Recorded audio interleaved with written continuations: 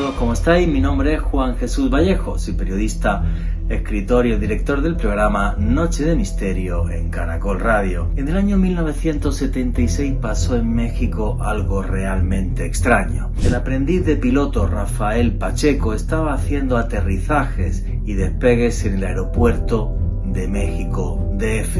De repente su avioneta desapareció más de una hora del radar, apareciendo de repente en el estado de Acapulco y con una voz impostada dio un mensaje de seres de otro mundo. Él fue luego sometido a todo tipo de pruebas y quedó claro que no había tomado ningún tipo de sustancia extraña.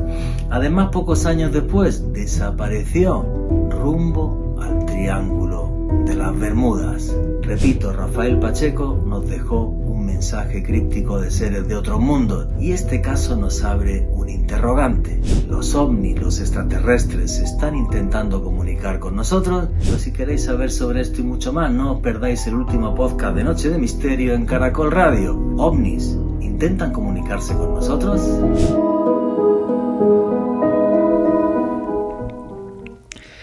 El 15 de agosto del año 1977, el radiotelescopio Big Air, en Ohio, captó una señal de radio de origen desconocido que venía de algún lugar del cosmos, una señal de radio que duraba 72 segundos y que fue bautizada con el nombre de señal WOW.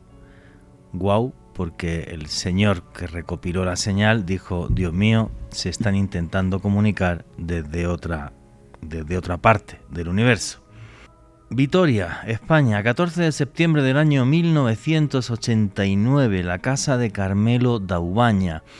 Un ovni se ve sobre la ciudad de Vitoria, en España, repito, se va la luz de la ciudad y cuando no hay luz, la impresora de Carmelo Daubaña saca un folio con números 1, 8 y con un código binario que gracias al trabajo de dos ingenieros informáticos, pudo traducirse como música.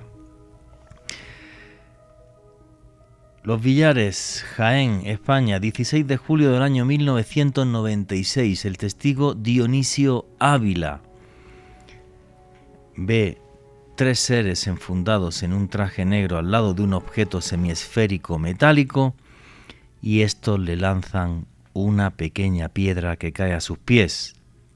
Esa piedra tiene unos símbolos que fueron identificados como letras de sahariano antiguo, un idioma que tiene miles de años y que se escribía en el norte de África, un mensaje que mandaba directamente hasta un lugar del norte de África, en concreto el monte Rat, cerca a la ciudad actual de Fez.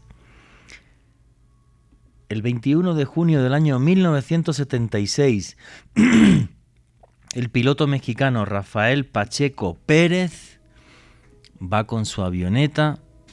Este es el caso que vamos a narrar esta noche, gracias a un experto en México, a Carlos Guzmán, que tenemos una entrevista pregrabada. Bueno, y quiero que escuchéis este documento. Repito, 21 de junio del año 1976.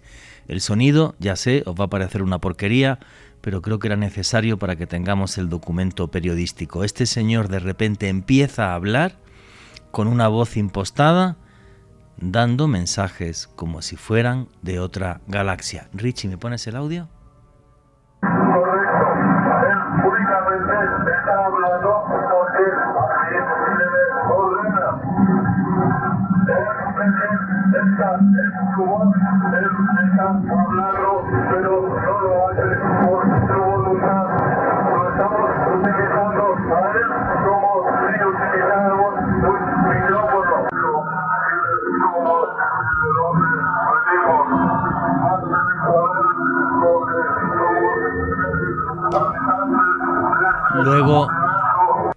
Luego en el programa vais a escuchar la transcripción del mensaje. Básicamente Rafael Pacheco Pérez empieza a decir que lo están utilizando como un micrófono.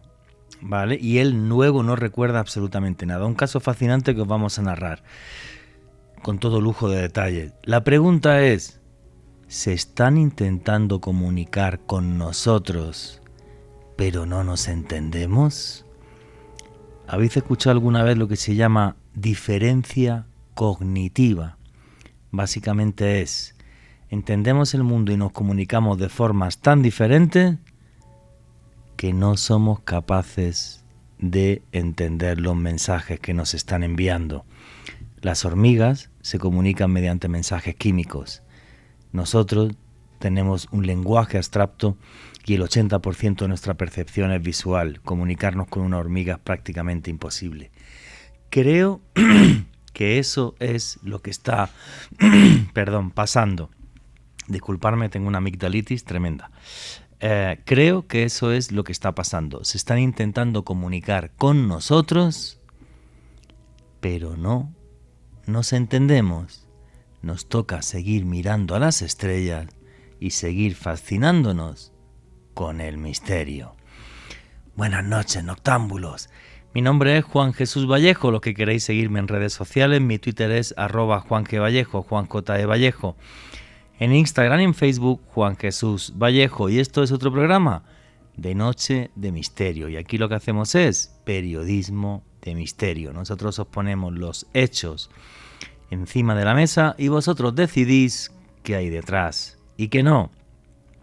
Y aquí somos una gran familia, la familia del misterio. Y por eso ya tenemos un numeral en Twitter para que nos pongáis vuestras opiniones y comentarios, y ese numeral es Misterio Caracol. Repito, Misterio Caracol. Sabéis que hago viajes de autor, hay una página web, se llama www.viajesjuanjesusvallejo.com.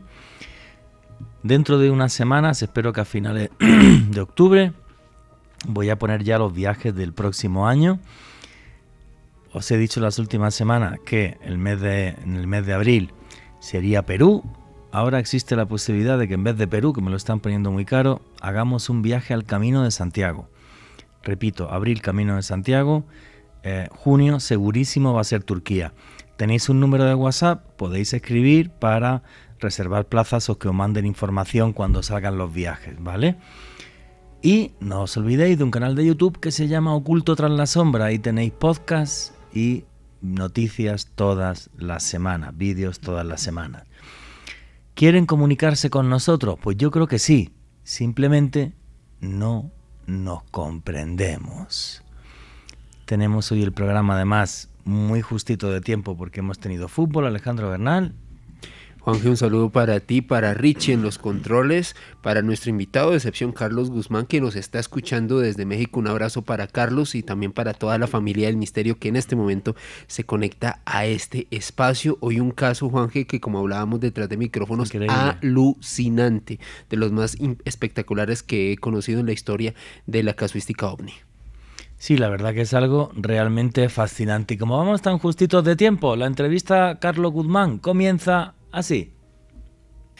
Llevo más de 30 años investigando el fenómeno OVNI y no sé cuáles son las intenciones de nuestros visitantes. No sé si juegan con nosotros, no sé si somos para ellos como ratones de laboratorio o no, o al revés. Hay casos en los que creo que están intentando comunicarse con nosotros. Y esto es algo que me parece fascinante porque no sé si conocen este término, se llama disfunción cognitiva o, digamos, diferencia cognitiva.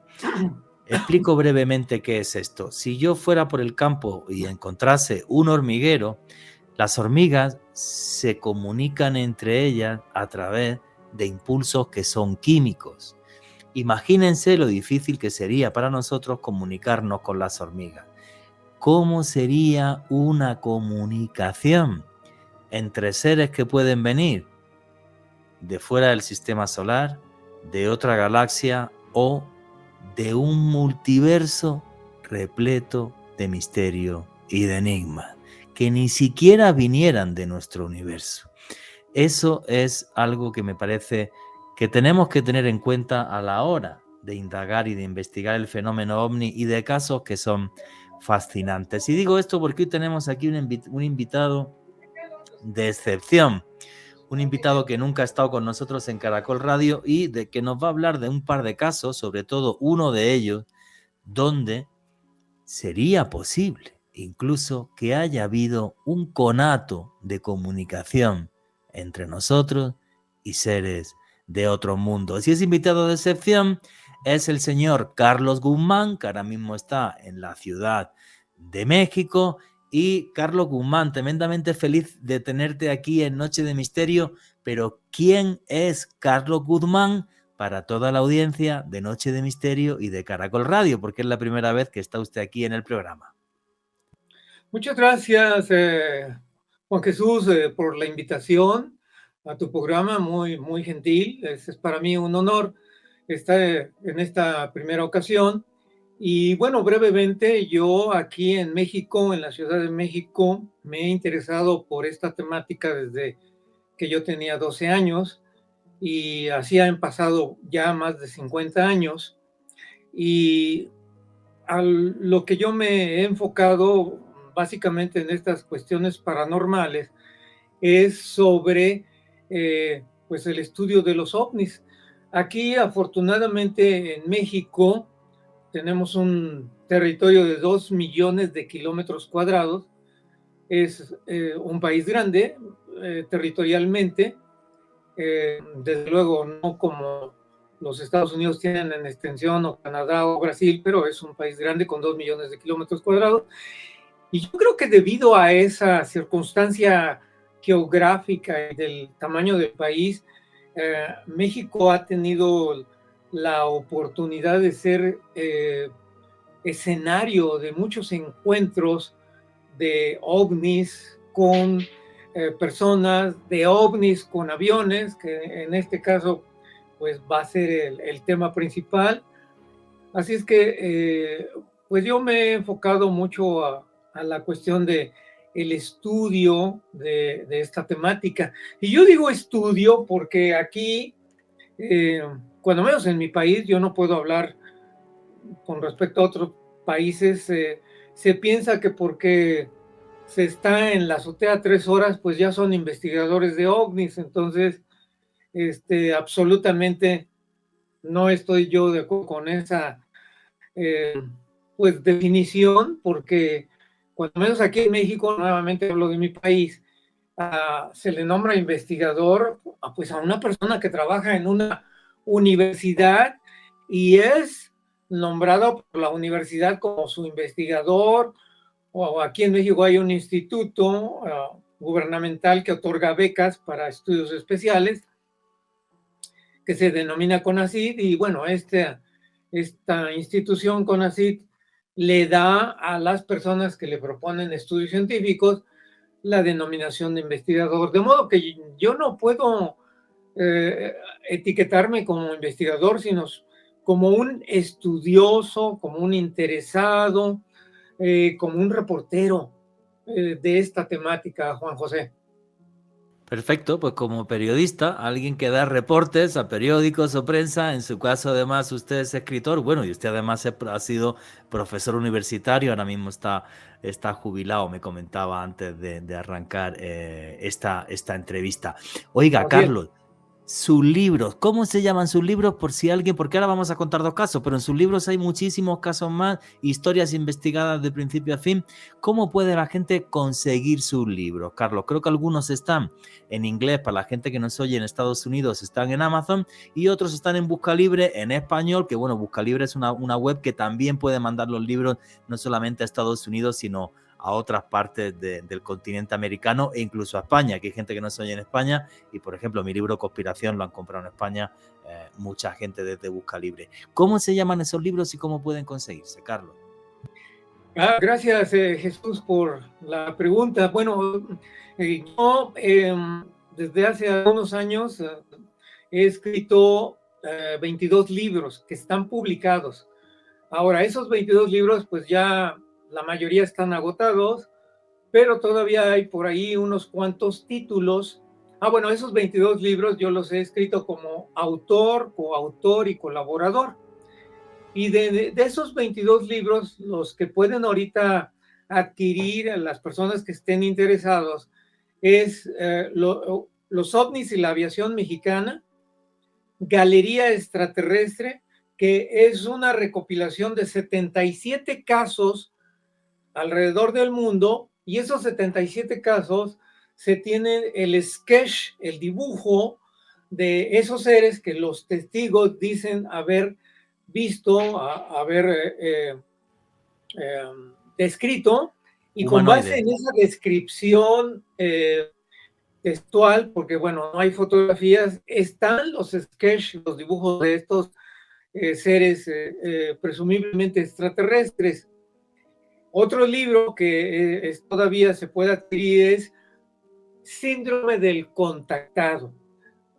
En este libro de Síndrome del Contactado, pues es un libro sencillo, es un libro que resume algunos de los primeros contactos y es un libro que resume también las características que tienen los contactados.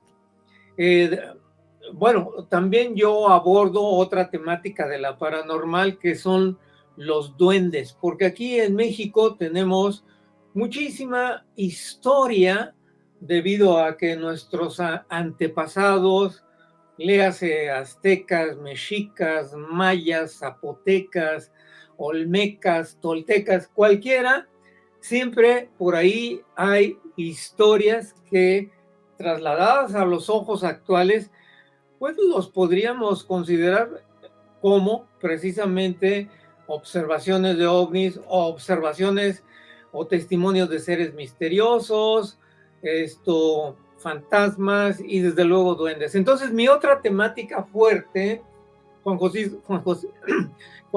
Jesús, que yo me dedico es a rescatar todas esas historias que están ahí en los pueblitos olvidados, en los pueblitos de los cerros de México, de esas historias que todavía algunas personas mayores las recuerdan porque las vivieron, o de todavía algunas personas bastante ya grandes, 80 años, que todavía también recuerdan relatos de sus antepasados o que ellos mismos vinieron.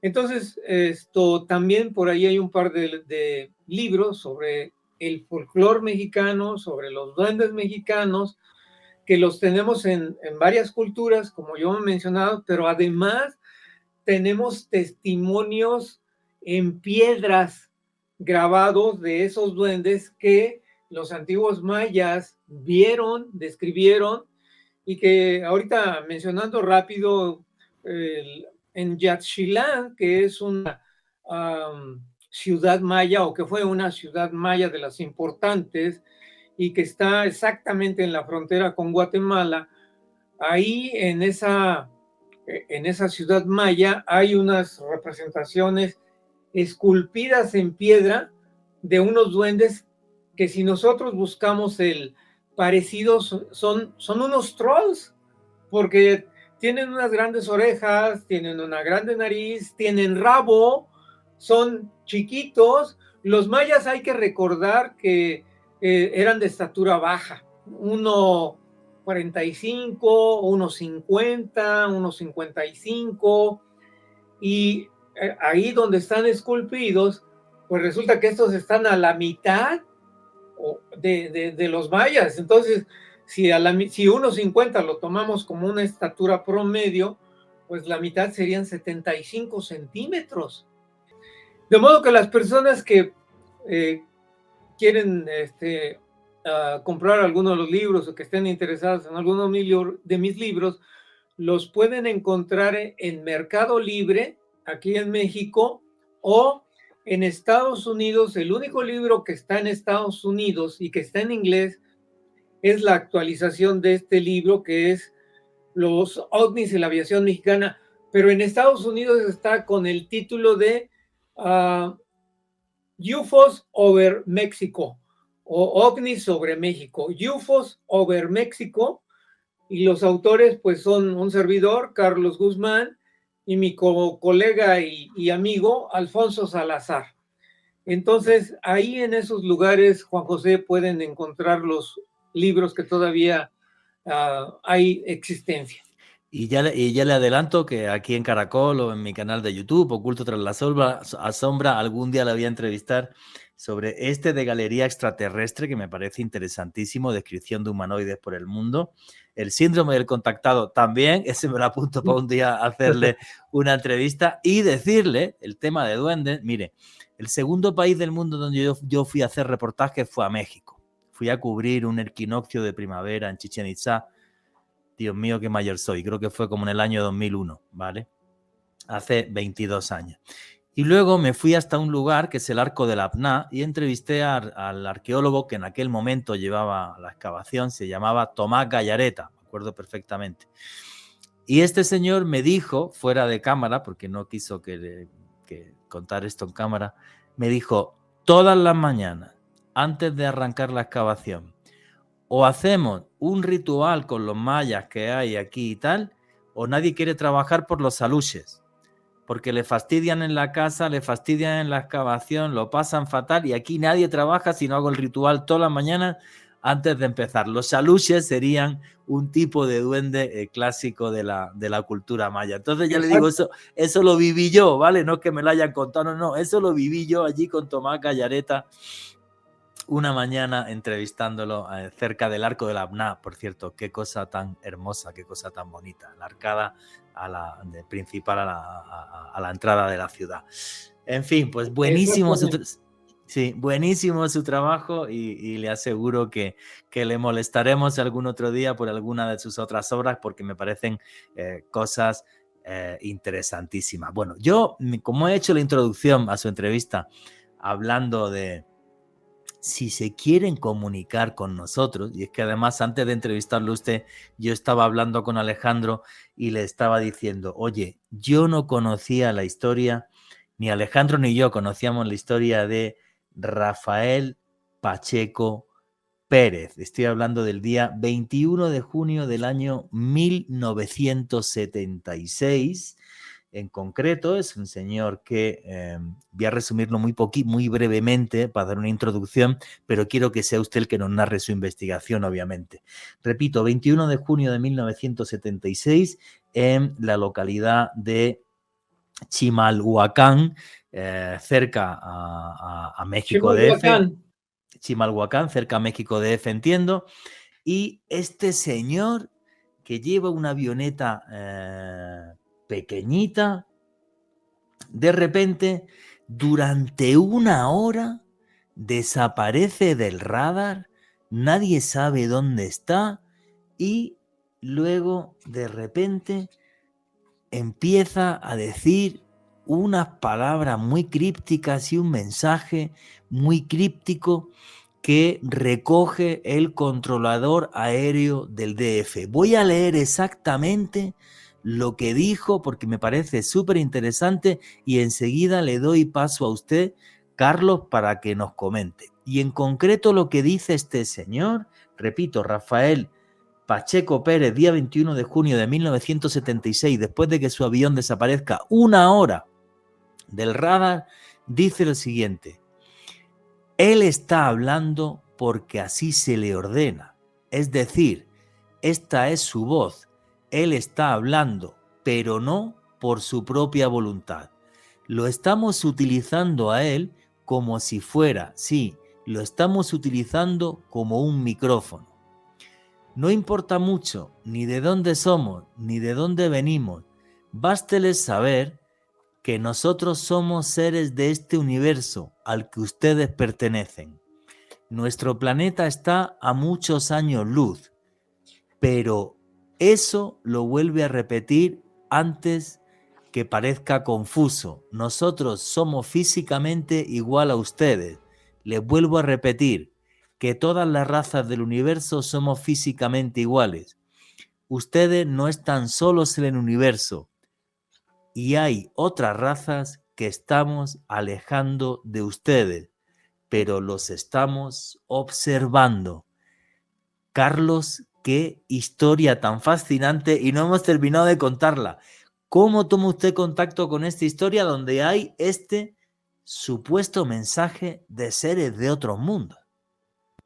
Sí, efectivamente, Juan Jesús.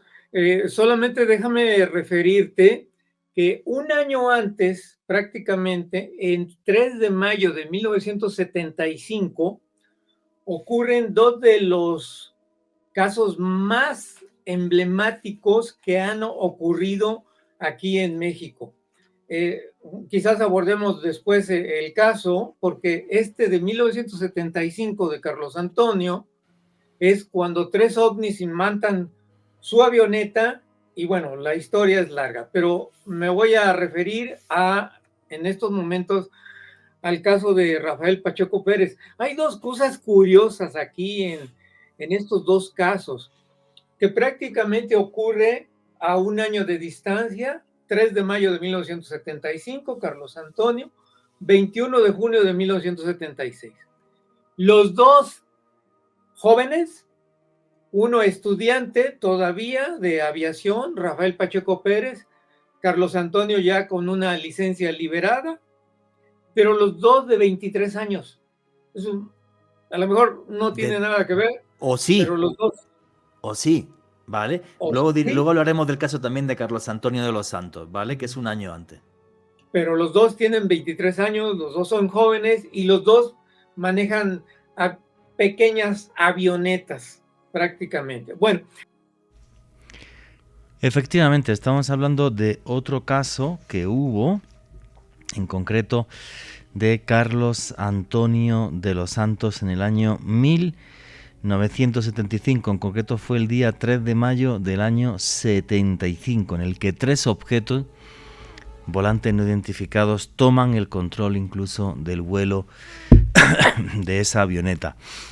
Otro día os contaremos ese caso con todo lujo de detalles. Juanje, definitivamente la casuística que hay en México es impresionante. Lo que nos está relatando Carlos Guzmán para mí es un suceso inédito, sí. Y hay unos elementos muy particulares. Por un lado, para contextualizar a los oyentes, estamos hablando de un joven, un estudiante, alguien que no tenía mucha experiencia de vuelo, que tampoco tenía la pericia necesaria y tampoco, digamos, los elementos de referencia para poder realizar una maniobra como la que terminó efectuando la aeronave. Ni siquiera para llegar a Acapulco, no tenía conocimiento ni para eso, sino lo único que le dijeron es despega y aterriza. Y un detalle fundamental, lo que decía este hombre en las declaraciones que brindó en los medios de comunicación posteriormente, eso lo van a escuchar también en la entrevista, es que él dijo que simplemente le dio sueño, estaba entrando cerca a una nube, Juanje, le dio sueño y no se acuerda de nada más. Realmente un caso único en el mundo. Sí, claro, y además el análisis toxicológico dejó claro que no había tomado absolutamente nada. Yo repasando hoy en casa para hacer la introducción del programa, casos como los que he contado, ¿no? Como el caso Vitoria en el año 89, donde aparece ese folio en una impresora sin luz, con ese código binario, o el caso Los Villares 16 de julio del 96, con esa piedra con símbolos bereberes de sahariano antiguo, para ser exacto, y algún caso así, yo sí que creo que se intentan comunicar con nosotros. Fíjate que hay un tema muy curioso. Hay 2 investigadores de la Universidad de Edimburgo, Arjun Berera y Jaime Calderón, que están convencidos de que si los extraterrestres se comunican es a través de un sistema cuántico, de forma que es un estudio científico que se publicó hace un año, de forma de que si hay una comunicación cuántica es instantánea de una punta a otra, no de la galaxia, del universo, por el entrelazamiento cuántico. Claro, con la radio tú no te podrías comunicar a 4 años luz o a 1000 años luz, pero si lo haces con entrelazamiento cuántico, sí. Y ellos están convencidos de que si existe alguna civilización extraterrestre que en el cosmos se comunica así, y nosotros todavía en eso estamos en pañal. Claro, porque no hemos desarrollado la tecnología necesaria ni los aparatos para poder no solamente determinar, descifrar un mensaje de esas características, sino también en nuestro caso intentar reproducirlo o contestarles si logramos descifrar. Es impresionante. Ellos dicen eso, que nos pueden estar hablando, pero que no los escuchamos. Y aquí seguimos en Noche de Misterio y la entrevista con Carlos Guzmán continúa así. En el caso de Rafael Pacheco Pérez, resulta que todavía estaba estudiando, tendría unas 30, 40 horas apenas de vuelo. Y ese día que hemos señalado, a las 8:15 despega con su avioneta, una Extra Bravo Zulu Oscar Extra, y la tarea que tenía que hacer era hacer 8 aterrizajes y despegues. La escuela le había instruido, porque hay que recordar también que en 1976 el aeropuerto de la Ciudad de México no tenía el gran número de vuelos que ahora tiene, que son docenas y cientos durante el día. En aquel entonces, ahí en ese aeropuerto aterrizaban pequeñas avionetas, aviones de mediano alcance, comerciales, de carga, etc. Para aquel entonces, el aeropuerto era más que suficiente el tamaño que se tenía. Entonces él arranca ahí del aeropuerto y tiene instrucciones de hacer esos 8 aterrizajes despegue, que habían calculado que esto lo hiciera en alrededor de no más de 60 minutos. 1 hora. Sí, despega entonces a las 8:15, pero resulta que de repente pues desaparece. No se da alarma hasta las 2 horas, que se supone que la avioneta debió de haber regresado. Wow. Entre los 60 minutos, y hacía rápido los despegues y los aterrizajes, podía extenderse hasta un poco más, 30 minutos más, hora y media. Pero aquí resulta que pasan 2 horas y no hay comunicación. Lo que relata el estudiante Rafael Pacheco es que ni siquiera alcanzó a hacer el primer aterrizaje de instrucción que tenía. Y lo que relata que, bueno, él despega, le habían dicho que las vueltas las tenía que dar en Chimalhuacán. Chimalhuacán es una parte que se encuentra, un municipio que está pegado a la Ciudad de México. Son unos cuantos kilómetros, en realidad no es una distancia excesiva. Y bueno, entonces lo que él relata es que de repente dice porque él pierde el conocimiento. Dice que los relojes la instrumentación del avión empiezan a oscilar locamente, que la brújula empieza a girar velozmente y que algunas agujas, indicadores de la avioneta, se van de izquierda a derecha y viceversa. Que en esos momentos él entra a una nube y dentro de ella pierde visibilidad completa. Se fija, lo único que logra ver y que logra de su instrumentación es el altímetro, que en ese entonces, en ese momento, su altímetro indicaba los 10,000 pies.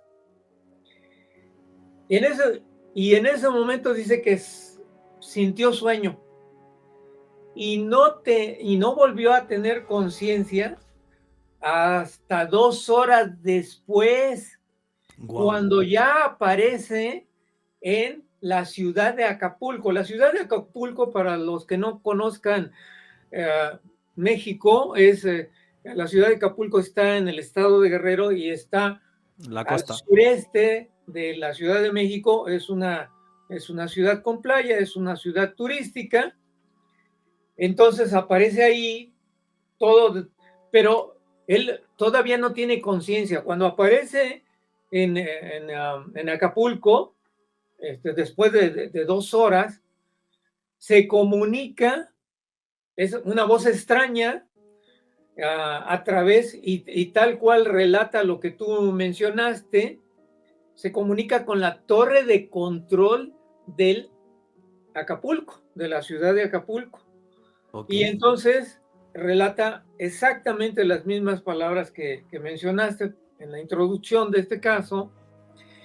Le contesta el controlador, que por cierto yo lo conocí hace algunos años, Su nombre es Carlos de Cresci. Sí.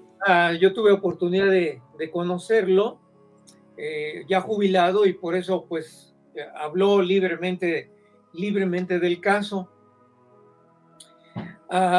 Él entonces empieza esa conversación de que al piloto lo han utilizado como un transmisor, el piloto le empieza a hacer preguntas, relata esa voz para los que no tenemos ahorita oportunidad de pasar un pedazo de esa voz, se oye como si fuera metálica, se oye como si fuera, recuerden lo que sucedió en la película de la guerra de las galaxias, que cuando Sí. sale ahí Darth Vader, Sí.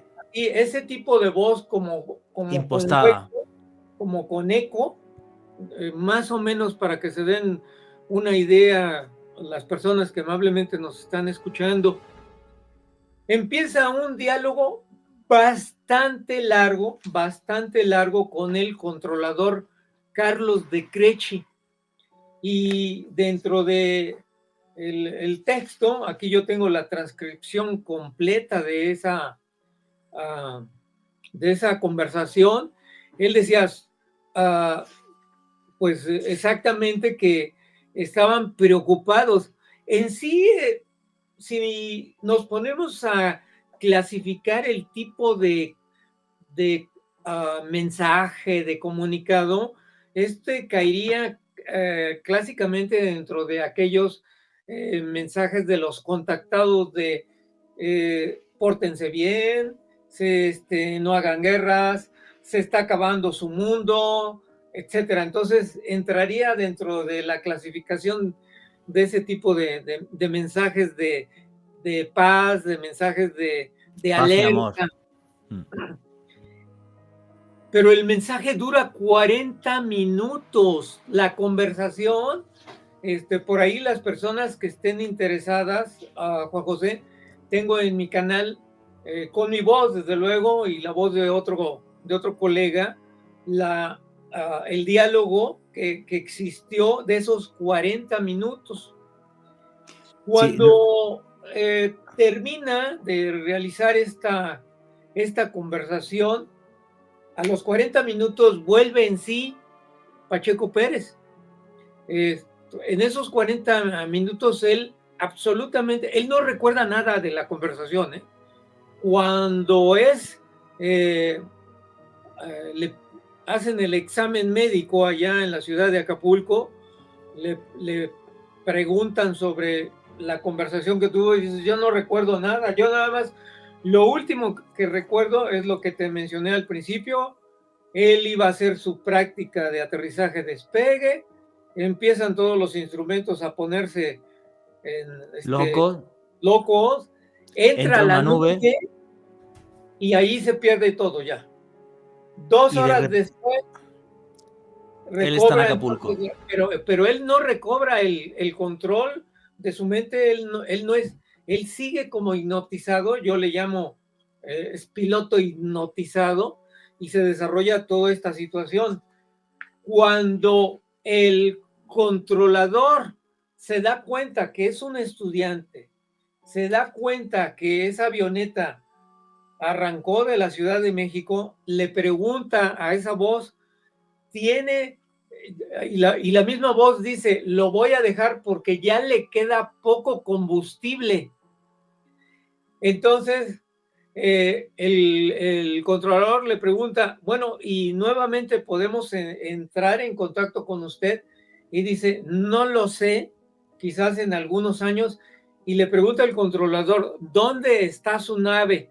Está muy cerca de aquí, de la bahía de Acapulco, pero retirada para que no pueda verse visualmente.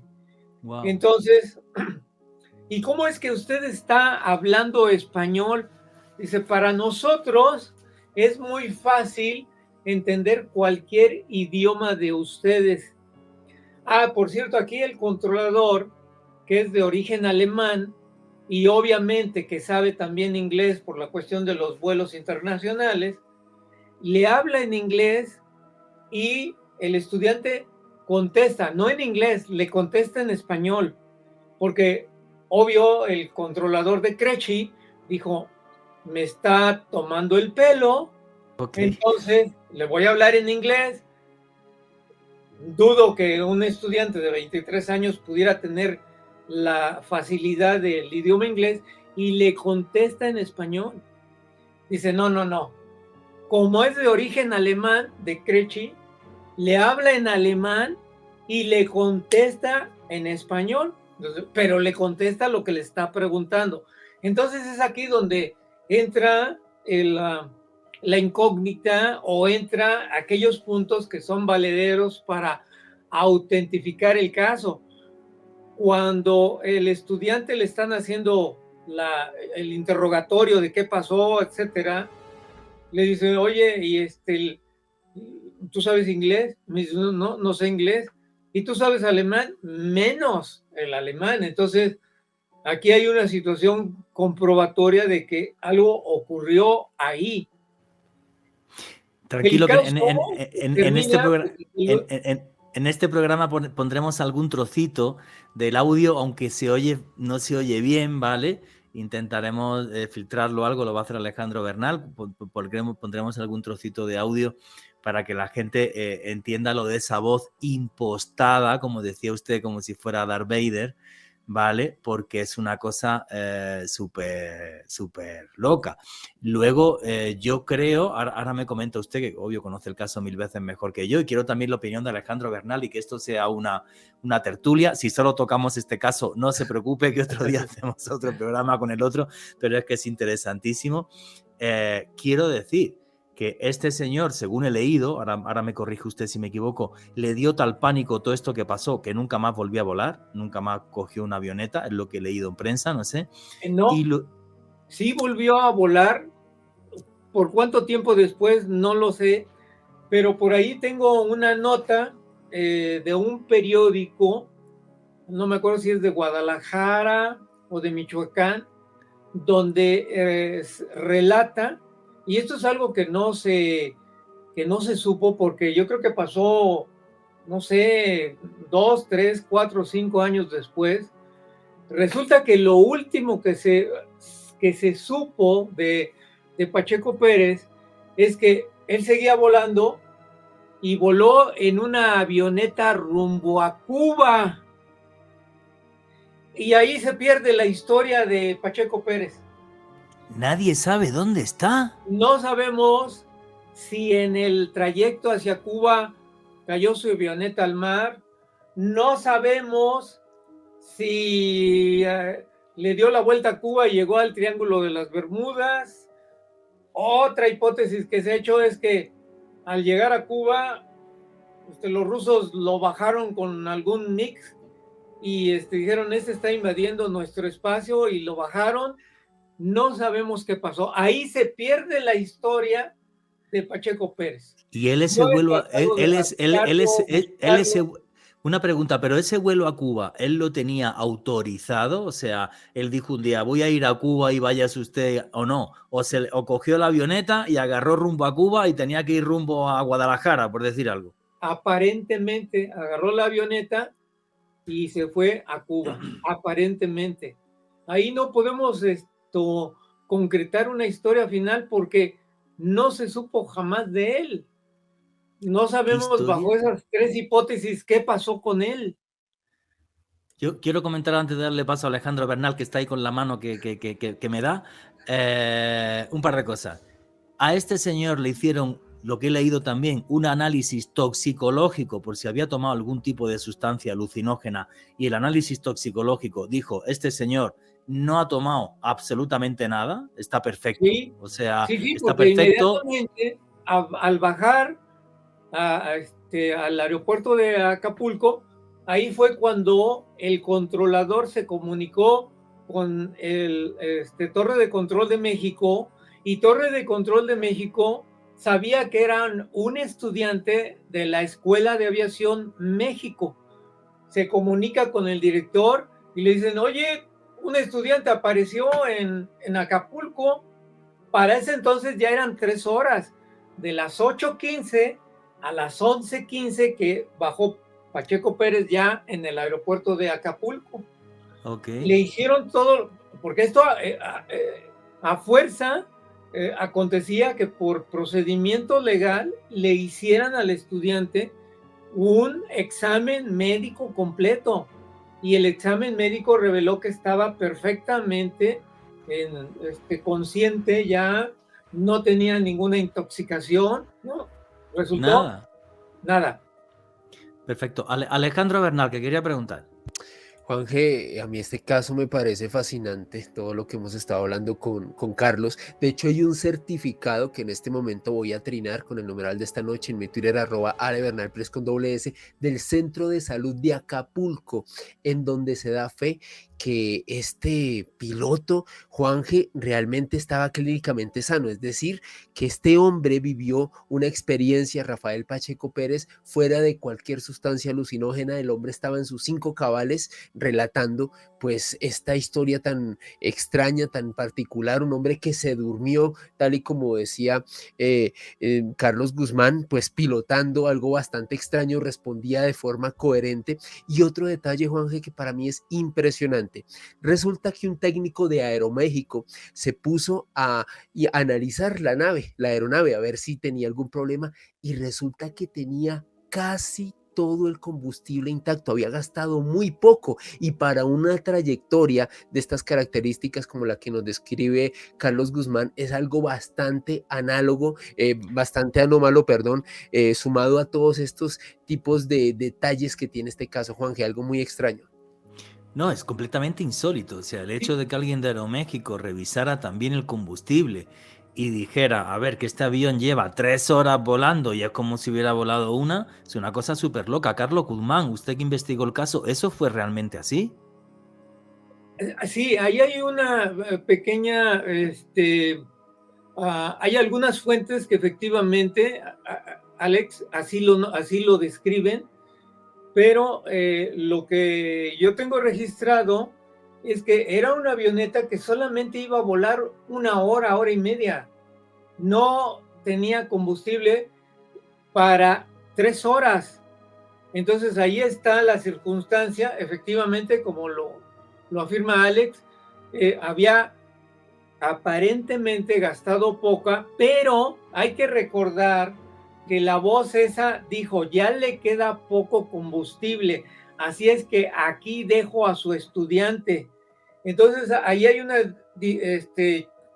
diferenciación de comprobación de esa historia. Lo que sí es un hecho es que ese estudiante que tenía 30, 40 horas apenas de vuelo, no tenía el conocimiento técnico para volar, aunque en línea recta hacia Acapulco, que en línea recta son como 300 kilómetros, un poco más, y decir, me voy a ir hacia Acapulco y no voy a errarle porque voy a llegar a Acapulco. Y llegó. Y aparte, hipnotizado, a lo mejor si se hubiera ido en línea, porque además la instrumentación de la avioneta no tenía grandes instrumentos para captar señales de torre de control o el famoso transponder que tienen los aviones más grandes. No había forma de que el estudiante se orientara y dijera, me voy hacia Acapulco y le voy a pegar porque unos cuantos kilómetros más y no pasa por la bahía de Acapulco, se sale y se va al mar. Sí, claro, yo conozco Acapulco, he estado en Acapulco y además lo he hecho el trayecto en carro, ¿vale? Acapulco, México, DF, parando en la ciudad de Taxco y viendo las grutas de Cacahuamilpa, que por cierto son maravillosas, una de las cuevas más grandes del mundo, sí. No, es que este caso es una historia alucinante. Yo no lo conocía y realmente, o sea, no sabía que el diálogo había durado 40 minutos, me dice usted, con torre de control de Acapulco. Repito, en este programa van a escuchar algún trozo de ese audio, aunque la calidad no sea muy buena, porque merece la pena cotejar el hecho periodísticamente. Y este señor no tomó drogas, el avión tenía mucho más combustible del que tenía. Es increíble porque él no dice que haya visto ningún ovni, simplemente entró a una nube, se durmió, no recuerda absolutamente nada después de haber visto cómo todos los controles del avión enloquecían. Y ya lo que me deja usted en shock es lo de Cuba, que salió en dirección Cuba y nunca más en la historia se supo de él, ni de su avioneta, ni de absolutamente nada. Rafael Pacheco, además de esas primeras entrevistas que da a la prensa cuando llega a Acapulco ante el revuelo que se monta, porque claro, un avión que tiene que aterrizar y despegar de un alumno que lleva pocas horas de vuelo, que aparezca en Guerrero, que aparezca vivo y haya sido capaz de aterrizar en Acapulco, que eso es otra película, ¿vale? ¿Alguna vez más habló en prensa o algo o no? Luego fue una persona que en general guardó silencio. No, hasta lo que yo tengo, no volvió a hablar nunca más. Y esa nota que la tengo yo traspapelada, pero tengo que encontrarla, que habla pocos años después de que se perdió. Listo, y ya, y se acabó. Carlos Guzmán, cuando nos enfrentamos a una historia así, donde hay un mensaje claro, aunque un poco críptico, igual como decía usted con lo que pasa con los contactados, cuando vamos a un contactado, que un día podemos hacer un programa de esto, bueno, los mensajes de los contactados en general además tienen toques mesiánicos. Nos hablan de que seamos mejores, de que estamos destruyendo el planeta, de bondad, que esto no es algo nuevo, ¿eh? Hubo un señor que se llamaba Amenofis IV, que salió un día a cazar, dice que vio una esfera de luz y que esa esfera de luz le habló, y entonces empezó a hablar de Atón y se cambió el nombre de Amenofis IV a Kenatón, allí en Egipto, y además cambió hasta la capital del país y se la llevó a Tel el Amarna cuando estaba en la antigua Tebas. O sea, una historia realmente fascinante cuando nos encontramos con este tipo de mensajes. En este caso es un mensaje, si me apuran, casi hasta infantil.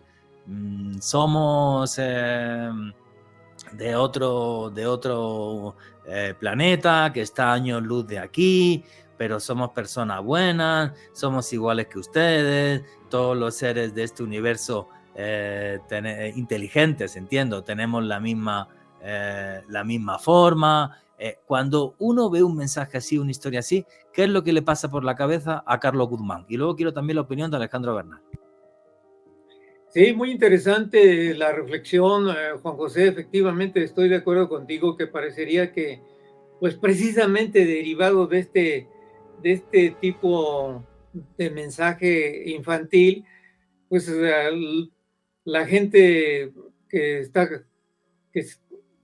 puede decirse que es científico, pues dice que es una broma, porque es una situación de que alguien que está arriba, pórtense bien, no hagan guerras, se van a acabar su mundo. Entonces, pues vamos, viene a total descrédito, ¿no? Yo creo que aquí es precisamente una cuestión de engaño, ¿no? Como algunos autores, como por ahí Salvador Frechedo o Jacques Vallée en su libro de Mensajeros de la Decepción, en un momento determinado califican que nos están engañando. Tremendamente complejos esos mensajes y tremendamente crípticos, pero eso no les quita veracidad. Cosa distinta es que yo nunca he sabido entender por qué ese tipo de toques mesiánicos. Y eso, bueno, pues es otra característica del fenómeno que lo hace realmente enigmático. Y aquí seguimos en Noche de Misterio, vuestras preguntas y comentarios a través del numeral Misterio Caracol, y la entrevista con Carlos Guzmán continúa así. Así es que ese es mi punto de vista, ¿no? Pero adelante, Alex, con tu pregunta. Yo no sé si nos están engañando o no. Aquí, como periodistas, lo que estamos analizando es los hechos. Y los hechos son los que son. Nos gusten o no, esos son.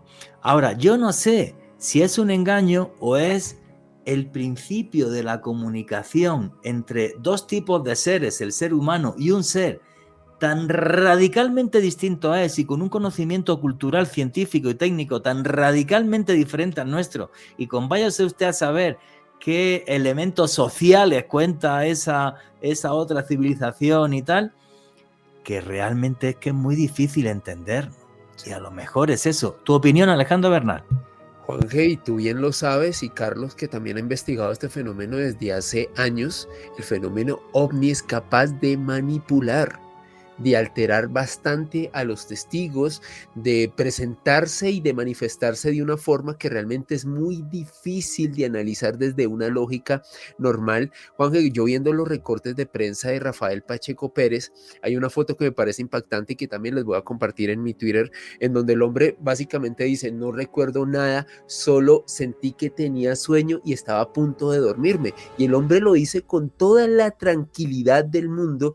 Otro aspecto fundamental de este caso, que para mí es único en el mundo, yo no había escuchado algo con tantos detalles tan interesantes.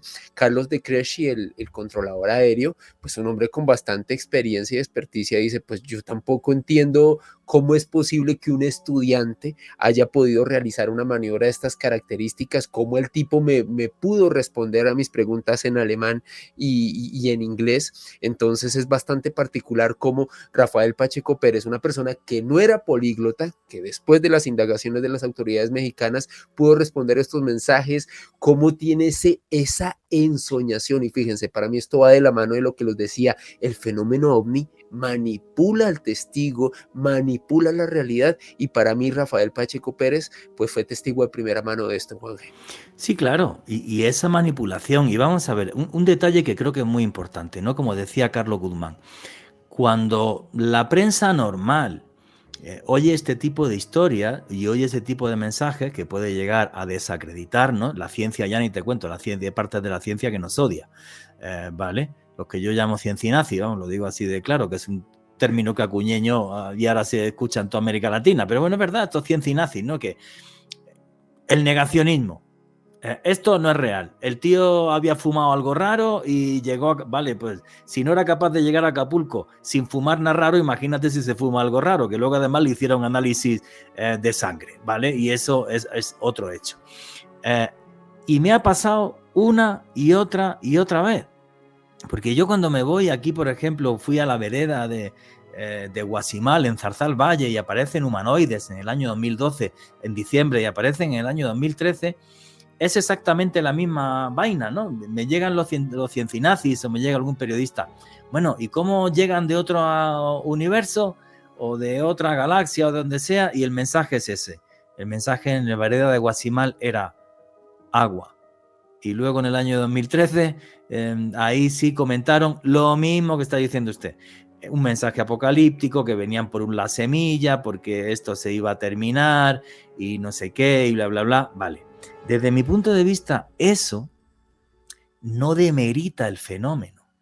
El fenómeno es real, pero creo que estamos en esas primeras fases de comunicación, que es como la famosa anécdota australiana, que ahora dicen que es mentira o no sé qué, historias y tal, que es que cuando llegó un británico, vio un aborigen y le dijo,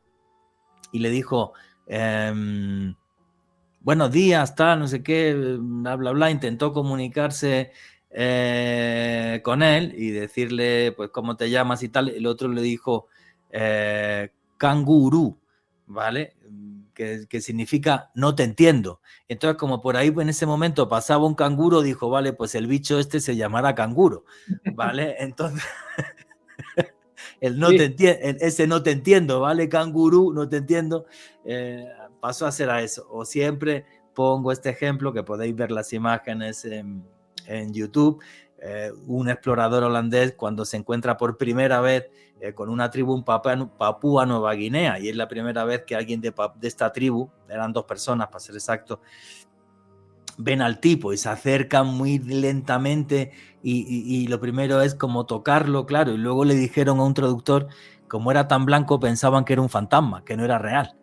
Entonces, imagínense si eso pasa en la Tierra, ¿qué pasaría con seres que son de este multiverso. Repito la palabra multiverso porque creo que es muy importante. Estamos obsesionados con que los ovnis vienen de Marte o de... No, pueden venir de otros universos, ¿no? O de otras dimensiones incluso.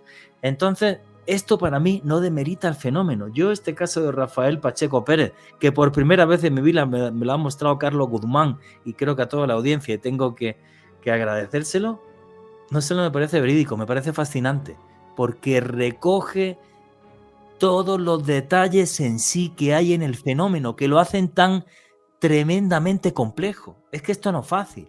Por eso llevamos aquí toda la vida. Yo llevo 30 y pico años, Carlos Guzmán, que es mayor que yo, a lo mejor lleva más, y conclusiones absolutas no tenemos. ¿Qué opina, Carlos? Pues mira, de todo lo que comentas estoy totalmente de acuerdo, y quiero yo adicionar dos comentarios más. Uno con respecto a lo del tanque de gasolina, Alex. Mira, tengo yo en mis manos un artículo que fue escrito por Fernando J. Telles, que seguramente ustedes han escuchado hablar de él. Es otro de los colegas muy serios aquí en México, que desde hace muchos años pues también lleva a cabo la labor de periodismo. Este artículo lo escribió en la famosa revista de Contactos Extraterrestres del 16 de febrero de 1977. Es decir, meses después logró encontrar a Pacheco Pérez, y quiero leerte unas líneas porque aquí es donde finaliza el caso. Y con respecto a lo del tanque de la gasolina, los tanques de la gasolina, dice: después me preguntaron mi posición y respondí que la desconocía, cuando ya él había vuelto en sí y estaba en contacto directo con la torre de control de Acapulco. Respondí que lo desconocía, pero que estaba volando sobre el mar. Me pidieron que localizara tierra y encontré una franja muy pequeña. Lo informé así y me dijeron que me dirigiera allá. Estaba a unas 7 o 10 millas de la costa. Me preguntaron si veía hoteles. Todavía estaba muy retirado, pero al acercarme los pude ver y así lo informé, diciéndome la torre que era la bahía de Acapulco y que el aeropuerto estaba a la derecha. Crucé el litoral. El combustible del tanque izquierdo se había agotado y el del tanque derecho estaba casi vacío. No sabía qué cantidad de combustible tenía. Recuerden que esa voz dijo: ya se está agotando el combustible, lo voy a dejar. Me dijeron que aterrizara en la pista 24 y que en caso de emergencia, bueno, etcétera, etcétera, y aterrizó. Así es que, prácticamente ya, como dijo la voz, no había combustible en el avión. O sea que hasta en eso la voz misteriosa y extraña estaba acertada. Es la prensa la que informó mal en lo que yo vi. Alejandro Bernal. Juanje, quiero aprovechar que tenemos aquí a Carlos, porque el próximo martes 12 de septiembre la Cámara de Diputados de México va a estar realizando una audiencia pública sobre fenómenos aéreos no identificados, en donde va a participar Ryan Graves, uno de los 3 militares norteamericanos que hizo parte de la audiencia pública del Congreso de los Estados Unidos el pasado 26 de julio. Carlos, ¿qué expectativa tienes ante esta audiencia pública que se va a efectuar en tu país? Bueno, déjame comentarte que esa audiencia es la segunda, ¿eh? Desde luego que se ha publicitado que es la primera vez, que no. Y quizás esto sea oportunidad en otra ocasión, Juan José, si tú amablemente quieres que lo comentemos. Sí, claro. En el mes de mayo de este año, del 2023, IMIX, que es un organismo que da un diplomado OVNI a través de Zoom, se presentó en la Cámara de Diputados precisamente bajo una audiencia pública, para que la Cámara de Diputados se interesara y desarrollara una propuesta a nivel total Cámara, porque nada más fue expuesta en un grupo camaral de un solo partido político. Y esta propuesta de mayo que hicieron los maestros Víctor Quesada y Federico Valdés hicieron esta propuesta para que precisamente la Cámara de Diputados desarrollara toda una recomendación a las autoridades de México para que se instrumentara el estudio oficial del fenómeno OVNI. La propuesta sigue ahí. Después de esa propuesta que se hizo en la Cámara de Diputados a nivel público, se hicieron 5 mesas. Esas 5 mesas, público sencillo, interesados, estudiosos, alguno que otro científico, a su vez hizo su propuesta de el por qué en México se debería de instrumentar el estudio a manera oficial de este fenómeno. Hasta ahí está el estatus.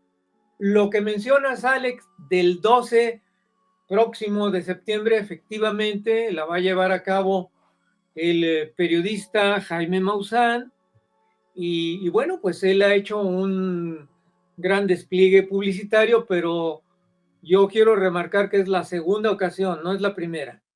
¿Qué espero de ello? No espero gran cosa, Alex. ¿Por qué?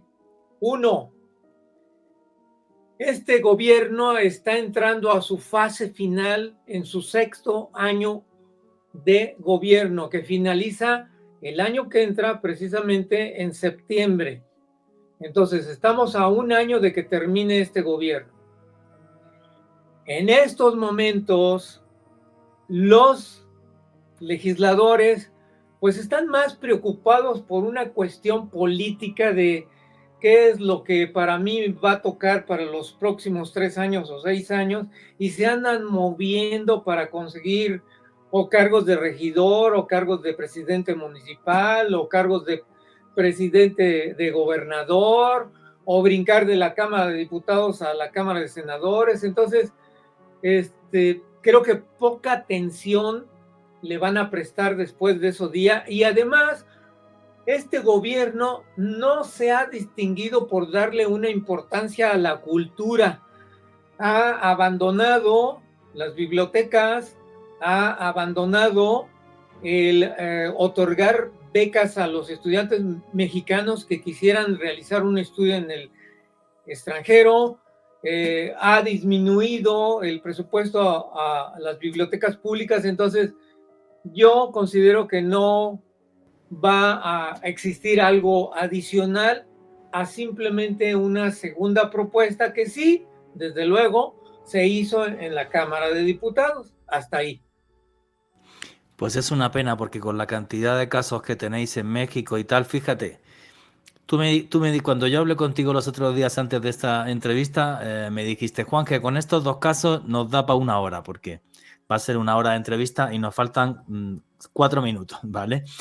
De los 2 casos que tú dijiste, llevo un tercero por si no da tiempo, nos hemos quedado en 1, ¿vale?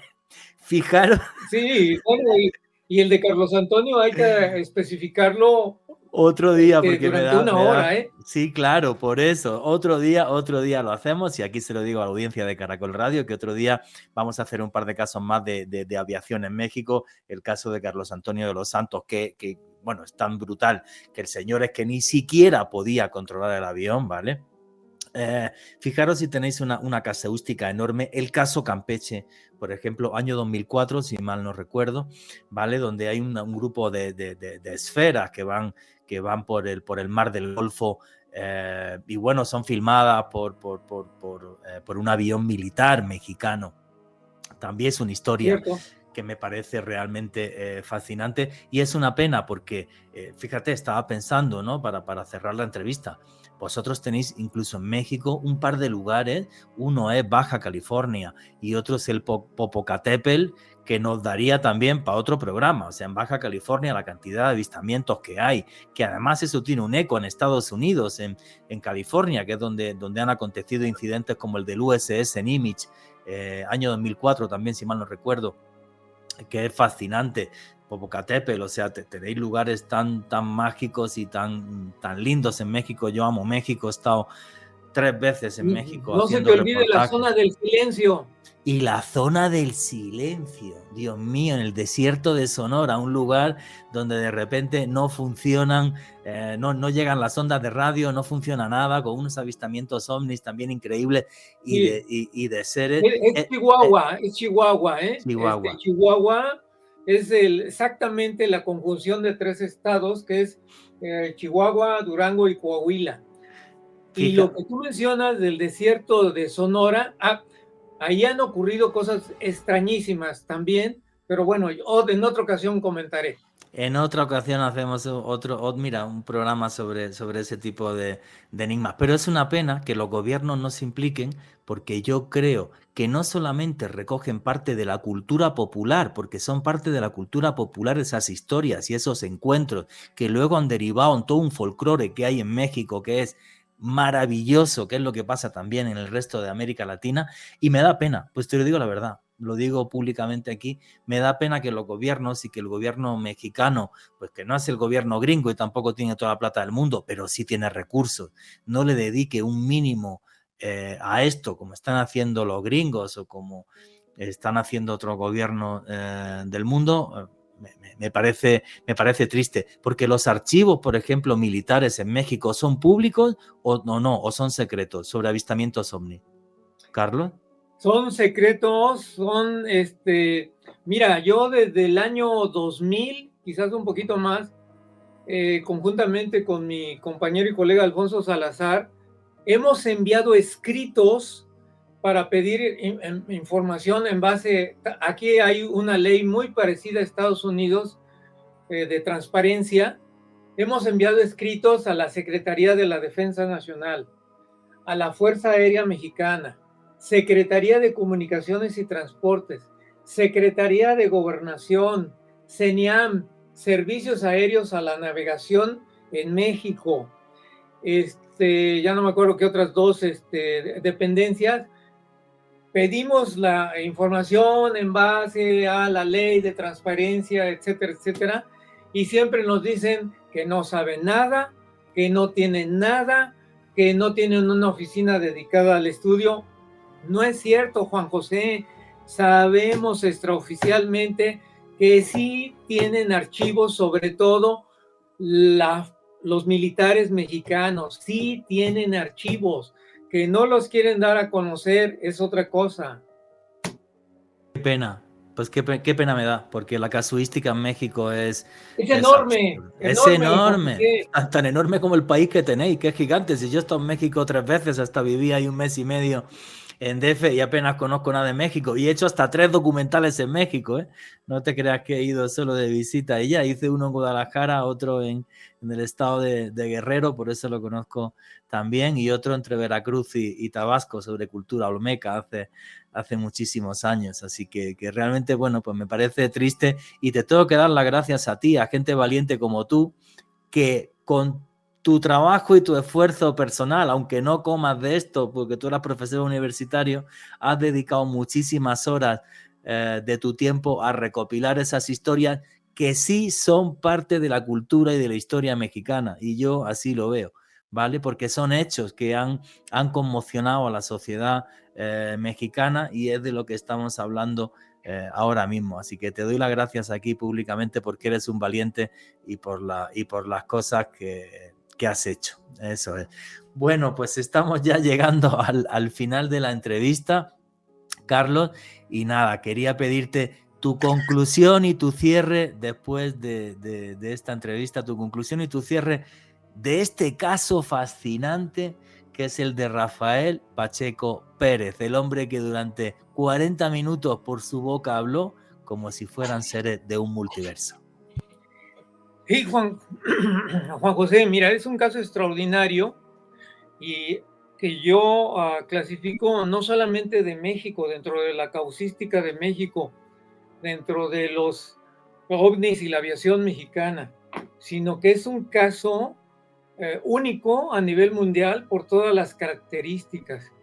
Y estas todas características son las que mencionamos a lo largo de tu programa, que difícilmente se pueden llegar a rebatir, porque se tuvo de testimonio a los dos controladores de la torre de control del aeropuerto, se tuvo de testigo al médico que le hizo el examen de salud cuando él bajó, se tuvo de testigo a la misma avioneta que se investigó la cantidad de combustible que se había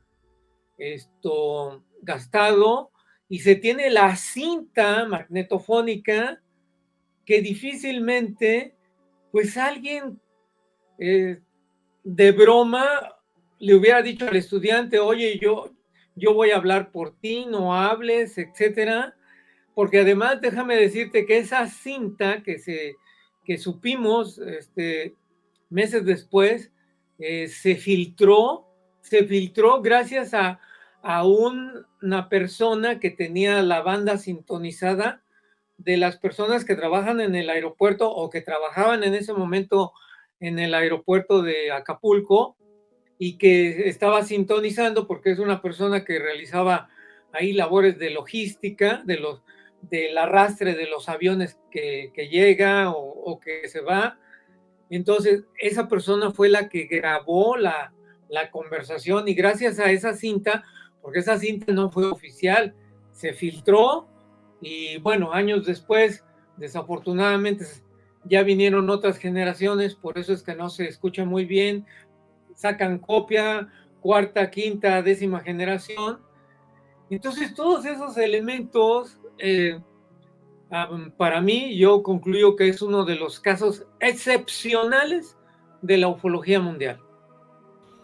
Pues Carlos, total y absolutamente de acuerdo contigo. Las pruebas son tan contundentes.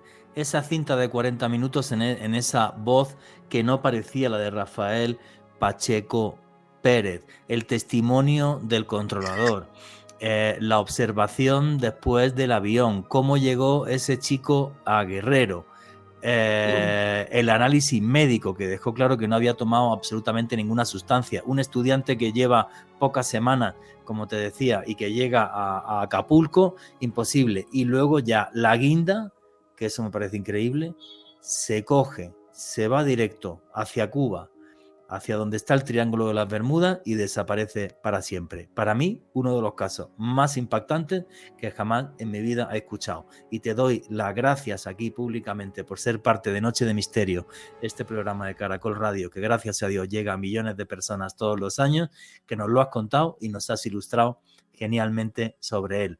Así que, Carlos Guzmán, te emplazaré para otra entrevista cuando regrese de mi viaje a Egipto, que me voy 5 semanas para África.